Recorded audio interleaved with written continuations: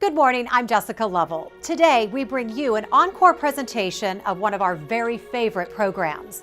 Our team is working hard behind the scenes to bring you more amazing stories when our live programming returns in September. If there is an urgent update from the health system, of course, we will be here to let you know first. Until then, please enjoy this encore presentation and make it a great day. Coming up today, from life support to upright and walking, the message of gratitude from a man still on his road to recovery.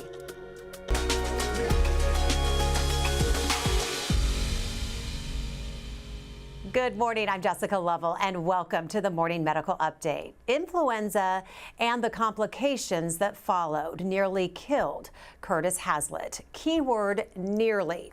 ICU staff at another hospital said there wasn't much more they could do besides transfer him to the University of Kansas Health System. But even with higher level of care, his survival wasn't guaranteed. They about lost him trying to get him from the ambulance to the room. What started out as a fever and some short-windedness for Kurt Hazlitt soon turned into the fight for his life. He told me that he was basically in respiratory failure and that if I had waited a couple more hours to bring him in, he wouldn't have made it. Doctors told Kurt's wife, Valerie, he had pneumonia and it was dire. He would need to be transferred to the University of Kansas Health System. The doctor literally came in and told us, he said, he is the sickest patient we have in this hospital right now. And I mean, that hit us hard because we're thinking KU. The University of Kansas Hospital treats the sickest of sick and the most complex cases. Kurt needed the highest level of care. By that time, on every machine you could think of, he was on full-time kidney dialysis because his entire body, all of his organs were shutting down. Kurt would spend 16 days on a ventilator, clinging to life. I would talk to him every day when he was unconscious and tell him I needed him to make it because I didn't want to do the next 30 years without him. Kurt slowly started to improve, and after those days on a ventilator, he needed weeks and weeks of tough, daily, inpatient rehab therapy. 4, can you make it 5? Boom, good job. Big step. There you go. Exhale. Good job. Rehab with one big goal in mind: to walk his daughter down the aisle. I just want to try to keep a positive attitude and do everything I can do to get back to normal. Do you feel like your shoulders come up a little bit? A little bit, yeah. Kurt and Valerie say after nearly 2 months in the hospital, life at home will definitely be a new sort of normal. You miss me? I'm going to get rid of a lot of projects and stuff that I want to do and get rid of a lot of stuff, and we're just going to live life every day, just enjoy instead of trying to do things. Instead of trying to fix things, we're just going to enjoy life. Hug your family and tell them you love them because you just don't know when your last day is going to be. And we are so happy that Kurt continues to improve and is finally out of the hospital and is able to be here with us today with his wife Valerie. And I know this is still such an emotional time for both of you. And just how are you doing? Pretty good. Yeah, I mean, I can walk. I'm still above ground. That's what I always say, but lungs are weak, but I feel good, really good. But you're here. Valerie, Yes. How are you? Good. Much better now that we're home. Yes. Much better knowing that he's progressing, and we've eliminated a lot of the medical equipment that he's had to use, and he's able to start being a little bit more independent again. Well, we're just glad you're here, and thank you for sharing your story. And we're also so glad to be talking with a few of the ICU nurses that cared for Kurt. Bree Simmons and Abby Reinhardt are joining us here at the desk. Ladies, thank you for being here. Thank you. We just simply ran out of space here at our desk. So Mason Lane is joining us from our Studio B. Mason, you're going to come out and join us here in a little bit. So we'll see you here in a few. But we're just so glad to just be reuniting all of you. And I know there were so many people that took care of you, but these were just a few of the nurses that made the top list to join us here today. But Bree and Abby, how often do you get to catch up with patients after they leave your care? I could say you're maybe number 2 that I can think of that's come around and walked on our unit and just been like, this is how I'm doing. I'm doing great and I've recovered. It's just, which is crazy. We just don't get it very often. Because I bet once they leave, they're off and running and trying to get back to life. So. Exactly. We only see them for a short amount of time while they're in the hospital. We see them for a very sick part of the time. And then they downgrade and go to the floor. And sometimes we go and visit them, but sometimes we don't get the chance. So it's definitely a privilege to be able to be here with you, And walking and talking. I'm and sure, and smiling, and then you're on to taking care of the next sick patient. So we're so glad that you're all here together. Mason, what's it like seeing Curtis and Valerie this morning? It's so exciting to see them this morning. I was the nurse who admitted Kurt when he came to the ICU, so seeing this full circle and seeing him walk is really, really exciting. What a moment. Let's go back to the illness, back quite a ways, because Kurt, you were struggling to breathe when you went to that emergency room originally. Valerie, what could you see or hear back on that day that let you know that he was in distress? Just the look of pure panic in his eyes when he couldn't catch his breath, and the fact that he was doubled over our kitchen table just trying to get enough breath to be able to talk to me and say, I can't do this. We've got to go. I need to go back to the hospital. And knowing that I was supposed to be going to work that day and I was sleeping in a different room because I didn't want to get sick. And when I came upstairs, I found that he'd been up all night suffering like that and didn't want to wake me because he knew I had to work. And just knowing he was going through that and it was that hard on him. And then the thought of me going to work and leaving him, and they told me if I would have left him and waited 2 hours to bring him in, he might not have been here. It was progressing so quickly. Yes.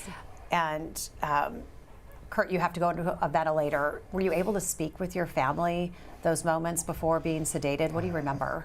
Well, I don't remember a lot. I don't even remember going to the urgent care really too much or the ER, but I do remember talking to my wife and my son. My daughter's a nurse at Children's Mercy.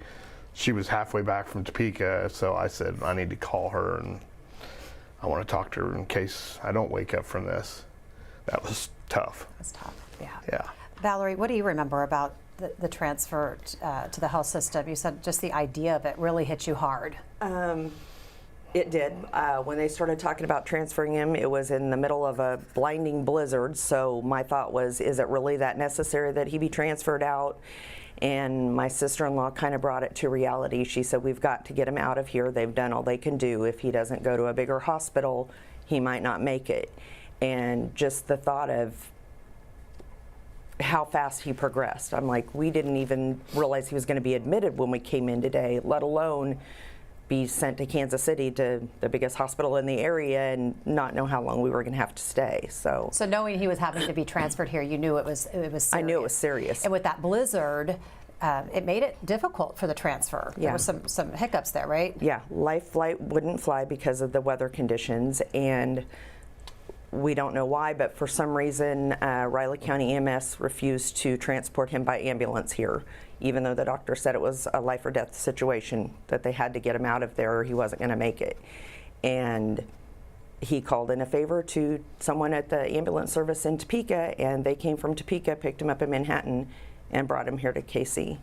Bree, people might not realize that some of our ICU patients actually start their care in another hospital's ICU. For you as a nurse, what's that process like, receiving a transfer, especially a critical transfer like Kurt was, from an outside hospital? Yeah, so once the physician accepts placement, we have a placement team that will tell the charge nurse that we are getting a patient. And then it's our job to look through the nurses, the patient assignments, the open beds, and that day it was Mason. And then he will get report on the nurse that is taking care of him from the outside hospital. And in that meantime, usually it takes about 30 minutes if it's a local hospital, or 3 to 4 hours. I think it was about 3 in Kurt's case. And in that meantime, we will be setting up the room, making sure that our monitors are working, making sure there's IV pulls and medicine in the room, and just preparing as best as we can, communicating with the nurse practitioners and the physicians, their orders and respiratory, making sure the vent is set up. Just a lot of communication.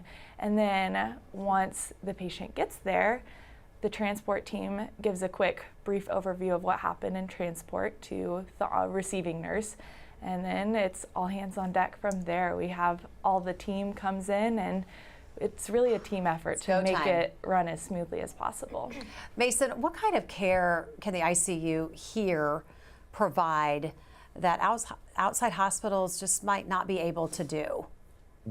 I think what's so great about our ICUs here at KU is we have such a big team. So we have physicians, nurse practitioners, nurses, respiratory, dietary, all of these people. We're all working together for the patient to the one goal of getting them better, and in Kurt's case, just stabilizing him and getting him to a place where, we can, work on other things and getting them, back to their normal. Abby, when you first met Kurt, it certainly was touch and go. As we know, his family shared this photo of him with all types of equipment hooked up to him. Walk us through what we're seeing here. I mean, from what I can see, obviously he's on the ventilator. He's got lots of pillows propped up. I'm sure he was swollen as all could be in this picture. He's got these, he's got SED sleeves on to prevent clots in his legs and some boots on his feet just to prevent any wounds on the feet. And obviously you can see the ventilator on the right side, and then he's got his pole to technically his left R, or his right R left. So he's got a lot going on just in that room just to take care of him and make sure he's doing okay. And then he was restrained. Why was he restrained? Even if we have a patient, say they're on a ventilator, they're on medication to keep them comfortable, to help with pain.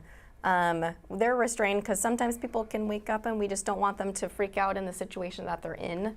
That doesn't mean that they're doing that on purpose. It is just a natural reflex to reach up and be like, I don't want this tube in my mouth and that sort of thing. And so it's just for more safety than anything for the patient. So. And then he wasn't moving much, so we think of bed sores. How do you prevent those type of injuries?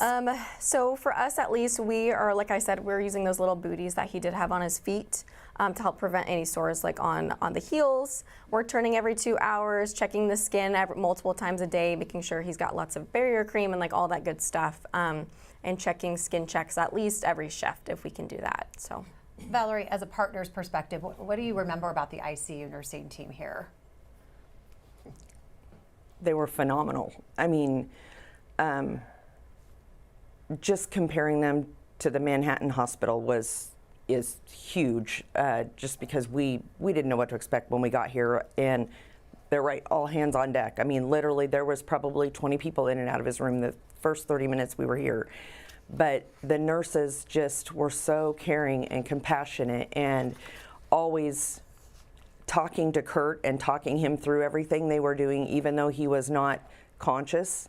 Every time they came in the room to give him meds or move him or anything they did, Curtis, this is what we're doing. Kurt, we're going to move you. Kurt, we're giving you your heparin shot, whatever it was.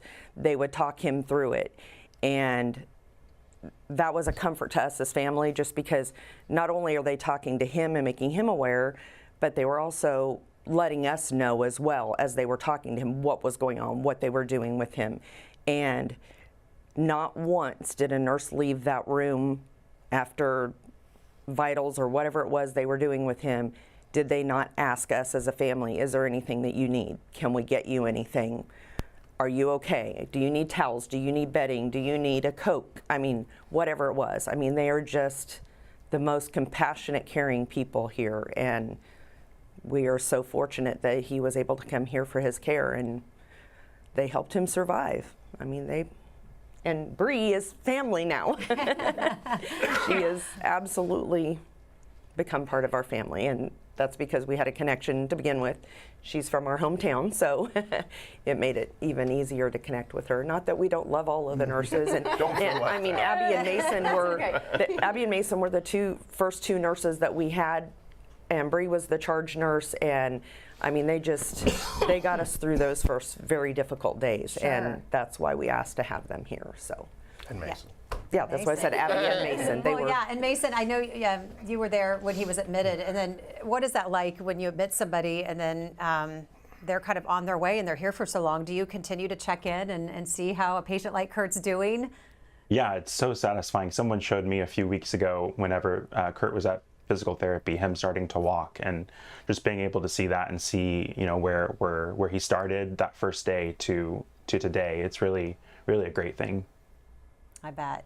Bree, I have a question about we think of someone laying there, they're losing muscle, they're losing their muscle. How quickly does someone start losing muscle when they're stuck in bed, like Kurt was? Yeah, surprisingly, it's quicker than you think. It can be almost 12 to 24 hours. I feel like I've heard a day in bed is a week of That quick. mobility needing outpatient. Yeah, so it's amazing.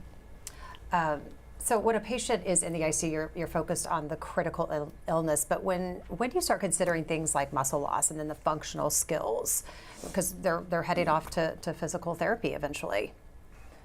We try to get physical therapy going as quickly as possible. They have came to see patients on the ventilator. They've really just tried to get on top of it as quickly as possible.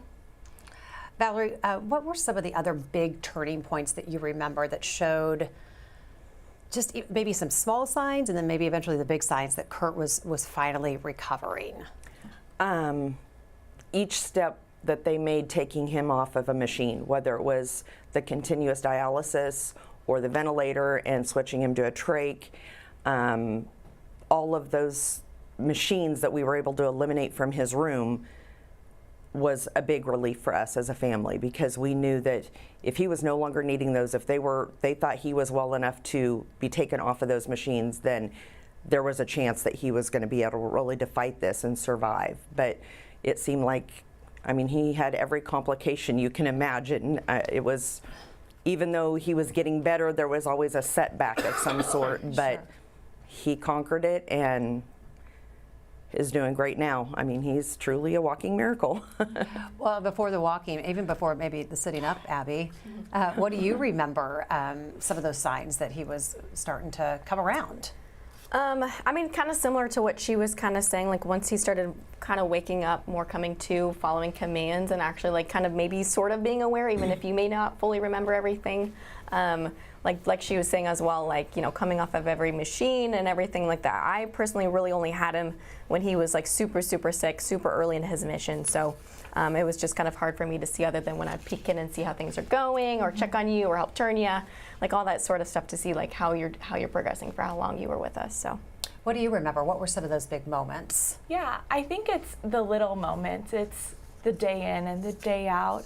I remember he was on continuous dialysis, and I remember getting a text from one of my coworkers saying that Kurt is off the dialysis machine, and we had to prone you for a little bit to help better oxygenate, and that's just where we take a patient who is on the ventilator and place them face down, so that they can better oxygenate and make it a little easier to breathe. But when we didn't have to keep doing that anymore, that was a huge success. And we would like it to be a trajectory upward, but it's ups and downs and ups and downs, and you have hurdles to go over. So every little hurdle you have to hold on to, and hold on to those wins. Big wins. What do you remember? What were your first memories when you came off the ventilator? Not being able to move a muscle, like a vegetable state, and couldn't talk, so that was frustrating, but at least I was glad to have my eyes open and see what was going on. I didn't know. How were you communicating with your family? You guys said you were like playing charades or something. It was rough. Yeah, because all I could do is just mouth something. I couldn't talk, so they used apps on the phone and pictures, and it was still very frustrating for me. We're not good at reading lips or playing charades. It was a very frustrating time for all of us. The things you little things you don't realize you take for granted, being Yeah. able to communicate. So many things, yeah. So you eventually recovered enough to where you could sit up. That was a big moment. Let's look at one of the first moments that you got to use your legs. Do it again. Holy cow, yeah. That is awesome. Kicker. Yeah, it is. It's tiring, I know. I know, yeah. Really. So clearly this is a lot of work for you, Kurt, but nurses, how long did it take before he could even just sit at the edge of the bed? I mean, how long is that, before you could just work up to just sit at the edge of the bed, move your leg up one time, let alone stand up?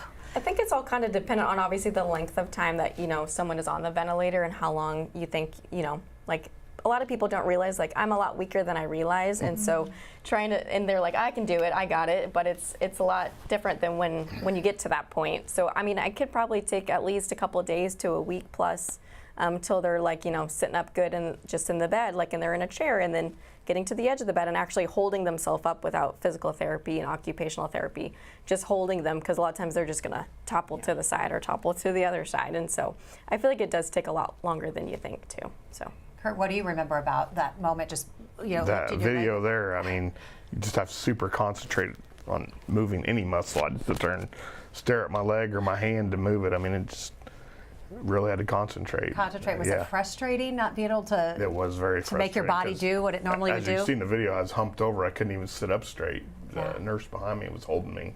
You were so determined. Yeah. So determined. Yep, I did. I wanted to do it, but Well, we have got a lot more to cover. If you have any questions for Kurt, for Valerie, for any of the nurses today, just please ask. You can drop your questions in the chat on YouTube or Facebook. You can email the Medical News Network. That information is there on your screen. At a certain point, Kurt, you were well enough to leave the hospital, but not well enough to go home. You were transferred to the health system's acute inpatient rehab unit, and we caught up with one of your physical therapists and one of your occupational therapists. I know you've been working really, really hard with all of them over there. Here is what they had to say about what it's been like working with you. Despite having a lot going on medically and physically and emotionally, he had this upbeat attitude, he and his family, and it was a good time working with him. Kurt was one of those patients that you knew from the start he had the right attitude to make the progress that he did. One of our first sessions, we were just working on trying to get his socks on, and he didn't realize how difficult it could be just to bring his leg up to his opposite knee and put that sock on. And just seeing the determination in his face to bring that knee up, and every single day it was a little bit better to where he could finally bend down and put a sock on. We always joked about that there was always someone that had it worse than him, and that was good motivation for him to make the progress he did. Well, rehab is hard work, it's painful, but what really was the hardest part that you remember? probably just getting out of bed the first time, standing up the very first time was super hard. Just nothing wanted to work the way I wanted it to. Yeah, So. yeah, just frustrating. But you were determined, and you've shared with us that walking your daughter down the aisle, just a huge motivation. Nurses, do you notice just a difference in patients when you know that they have something big motivating them? Mason, I'll just start. I want to ask you. I mean, when you know someone is just really has a big goal, you know, does that really change the way you relate to your patients? Yes, I think that it does. I think it, in a way, for us nurses makes it easier to, we both have this common goal with the patient and we can work alongside them to get them to whatever, the goal is. And for him, it was walking down the aisle. So for us in the ICU, it was really good to get him to the physical therapy part where he could actually work towards that and reach that goal. Abby?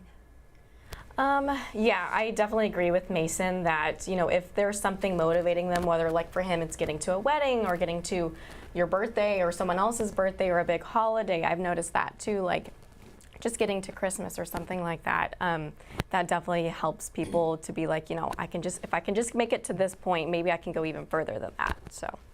You agree? I agree, Yeah. definitely. We have patients that we have hosted a wedding. We have let you see the dog. And all these things, we are wanting the best for our patients. We are wanting to help them accomplish their goals, such as walking his daughter down the aisle. Yeah, before you walked your daughter down the aisle, you had your dog come see you. Tell us about your dog That was visit. my first day that I actually got to go outside since I've been in the hospital.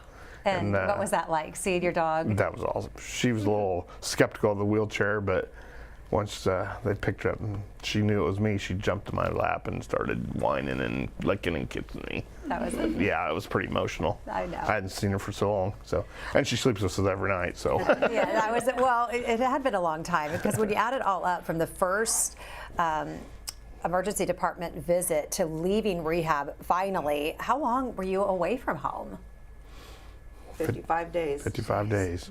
He went in on my 55th birthday, and we went home on the 55th day. So I'm God has had his hand in this every bit of the way. I mean, there's just been too many coincidences that he's shown us that Kurt needs to be here. Well, no wonder you're so close with all these nurses. Right? Heck of a birthday present, huh? We were with them for weeks. And Yes, you sure were. Are you doing any outpatient rehab? What kind of exercising are you able to do at home to keep this going? Yeah, I was going to rehab 3 days a week, but I was excelling there, so now I'm down to 2 days a week, and I'm pretty physical. I'm tired of sitting in the house, so I've been out moving around outside and doing some exercise and just staying active. Yeah. And when's the wedding? September 6th. Okay. Yeah. Got to get ready. Stay strong. Yeah, I'm ready. All right, I want to get to some comments and some questions from our viewers. Jill wants to know what you were doing with the cans and the shirt in the therapy video when you were like stacking the cans and moving the cans around over there in therapy. That was probably the very first thing I did there. Was setting them on the table, trying to set them up on a box, and just see if my mobility or strength or I guess control, and it was really tough. Was it? And then when I did it at the end, it was like super easy. Kind of tried to simulate things that you might be doing at home, moving things from counters to counters, and they had hid stuff all over the kitchen in the rehab room, and I had to find it and put it in the proper place. So it was interesting, along with picking laundry up off the floor and putting it in the laundry or the washing machine. Picking up laundry, you probably like that. I did. I said he doesn't do that at home. Maybe it's a new task. Good. Get after it. Get after it. We have a comment from Christine saying that we are so thankful for the wonderful care KU gave us and brought our brother back. Another comment from Jen: the health system is amazing. Kurt, you are a miracle and a blessing. We're so thankful for the wonderful care our dear friend received. Question, Stu says, are families allowed to stay with ICU patients, and does their presence help? Yeah, they definitely can stay. We have like a couch and a recliner in there, and so usually we leave it to like 2 to 3 at a time, but they are definitely allowed to stay with them. But I think it just helps give them some peace to be able to see them and make sure how they're doing overnight, because I feel like sometimes things just happen overnight and that gets missed, and in communication sometimes. And so I think it's just helpful so she can communicate or see him and make sure she feels good that he's doing okay. But also for you just to have, I think just having a presence, a familiar presence in the room, even if you don't notice that it's there, it's helpful for people just having community support no matter who it is, whether it's family or friends or whoever it is. So, yeah. I was just going to say, they accommodate in the room for 2 people to be there, but they were beyond helpful because there was 5 of us, my son, his fiance, our daughter, and his sister and I. And so there was 5 of us all together, and we literally, none of us left the hospital for the first week because they told us when they admitted him that first week was going to be touch and go. We didn't know if he was going to survive, so we didn't want to leave. And 2 of us would stay in the room and the other 3 would find a couch in the lobby or something, and they'd give us blankets and pillows, and we would go crash there for a few hours. So, I mean, there's know how long you're going to end up being there. Right. I mean, yeah, we stayed, so we weren't leaving. You weren't leaving. Well, I've just loved sharing this story, and I'm just so glad you guys are here. Had a good support system. You sure did. You sure did. Well, we're going to wrap up this program, but we're going to do it with Mason. Mason, come on down and join us. Come give some hugs to Kurt and Valerie. But I want to start, Bree, with you. What do you want the big takeaway from this story to be? I think one thing that really shines with Kurt is his attitude and his willingness to work so hard. And then alongside that, his people, like his community, his family. I just remember all of the stories, like in the ICU on the ventilator, we don't get to know, like the first time I heard your voice was when I saw you in the rehab, so we don't get to know the patient. So we hear their stories of when you guys met and that he's your mechanic and just all the shenanigans he and his sister would play and how amazing of a father that he is. So. Hello. Hi. How are you? I'm good. Good to have you. Thank you. Good to be here. Yeah. Well, Of course. give your hugs. Well, what's the big takeaway from this story? I know you touched so many lives, and I know you've seen so many great stories. But what really stands out with this one? I think it just really affirms the job that we do and how it's hard sometimes, but I think it's always worth it. And when we can see stories like this, it makes what we do really rewarding. Well, we're celebrating nurses this week, so we're celebrating all three of you and beyond and all of your teams. Abby, what's the big takeaway from this story? I mean, I definitely agree that, you know, his community was probably the biggest thing to help get you through this, and your, just in general, your attitude and how your mind was doing. Like, that's really, really important for people to get through these really, really hard times. But also our own staff with each other, because for us, it's hard for us to see this happen to just ordinary people that, you know, have, you know, a lot of good things happening for them. So why does it happen? And I'm glad that we as nurses can have support from each other and all of our people as well, just to help get us to give the best support and care that we can every day. So. Well, I know you had so many people on your list, and I was just so glad when you said, when these three names popped up, that all three of them could be here. Yeah, that was amazing. That was so great. They jumped at the chance, I so will thank say you. that I'm so happy. The nurses here are phenomenal. The doctors, I mean, the whole staff, the PT, everybody, just, it was a great experience. For that end, I mean, my end wasn't great, but it was just made it the best. Always happy-go-lucky nurses, always in a good mood, always took care of everything. Well, thank you. The whole staff. Well, we just appreciate you The hospital's awesome. sharing, and we're just glad you're doing well. I'm happy to be here still. I know you are. I know you are. Valerie, what do you want the big takeaway from your family's story to be? We as a family are advocating for people to get their flu shots and their pneumonia vaccines, because we were told that if he hadn't had his flu shot, he might not have made it as long as he did. And just hug your loved ones every day. Tell them how much you love them, because you never know when the last day is going to be. And literally, we proved that because Lauren was with us on Sunday night. We went home from the hospital. She thought he was fine. And Monday, she barely made it back in time to see him before we may have lost him. So it's tell your loved ones you love them each and every day. Can't end it any better than that. Thank you. Subscribe to our Morning Medical Update and Open Mics with Dr. Stites podcasts. Now, everywhere podcasts are available.